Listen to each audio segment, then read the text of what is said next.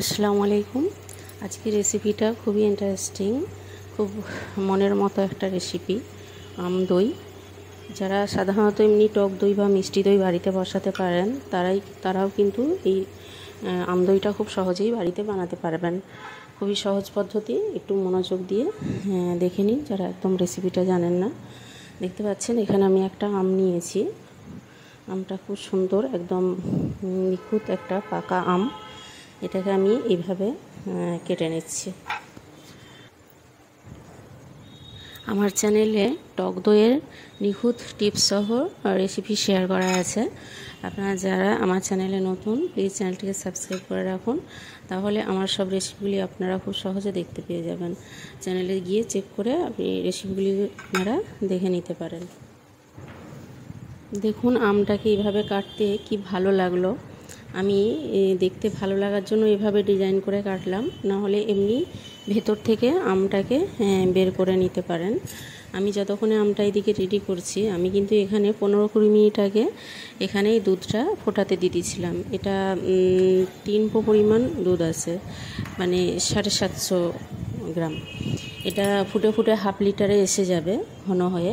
আর এখানে 1.5 চামচ পরিমাণ চিনি দিলাম, কারণ আমটা খুব মিষ্টি, তাই খুব বেশি চিনি দিতে লাগলো না, অল্প চিনি দিয়েছি। আর এখানে দুধটা ঘন করে ফুটিয়ে নিয়ে নামিয়ে রাখলাম। আমের পাল্পটা মিক্সিতে আমি পেস্ট করে নিয়েছি। আমটা পেস্ট করে এইভাবে পাল্প বের করে নিয়ে ওভেনে এটা লো ফ্লেমে রেখে 7-8 মিনিট লাগবে আমের পাল্পটা ঘন করতে।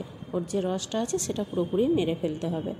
আর এখানে আমি ফুটন্ত দুধটা নামিয়ে নিয়ে গরম থাকা অবস্থায় 2 চামচ পরিমাণ আমুল দুধ দিলাম, দিয়ে ভালো করে ঘুলে নিলাম। আর এখানে দেখুন আমের পাল্পটা শুকনো শুকনো করে নিয়ে এটা আমি যে পাত্রে দইটা বসাবো তাতে নিয়ে নিয়েছি। আর অবশ্যই ঠান্ডা করে নিতে হবে।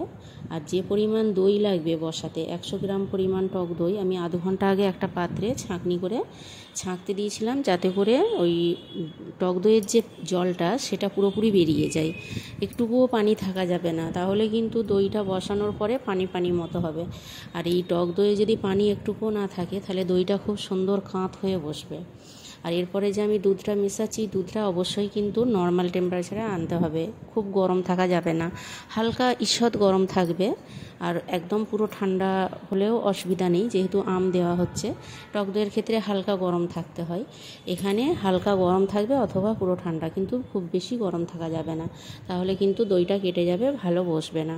তো এটা এইভাবে একটা তাওয়েলের মধ্যে এইভাবে ঢাকা দিয়ে আমি এটা 4 ঘন্টা রাখলেই কিন্তু খুব সুন্দরভাবে দইটা বসে যাবে। আমি 4 ঘন্টা পর আপনাদেরকে দেখাচ্ছি। এই দাগটা ঢাকার কারণে দাগটা হয়েছে, এই ঢাকাটাতে লেগে গিয়ে দইটা খুব সুন্দরভাবে বসে গেছে। তো আপনারা এইভাবে বসবেন, আশা করছি